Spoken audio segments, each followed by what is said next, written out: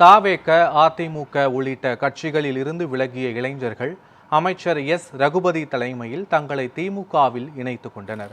சட்டமன்ற தேர்தல் நடைபெறவுள்ள நிலையில் புதுக்கோட்டை மாவட்டம் பொன்னமராவதியில் தாவேக, அதிமுக உள்ளிட்ட கட்சிகளை சேர்ந்த 100க்கும் மேற்பட்ட இளைஞர்கள் பெரியார் நகர் இளையராஜா ஏற்பாட்டில் தங்களை திமுகவில் இணைத்துக் கொண்டனர்.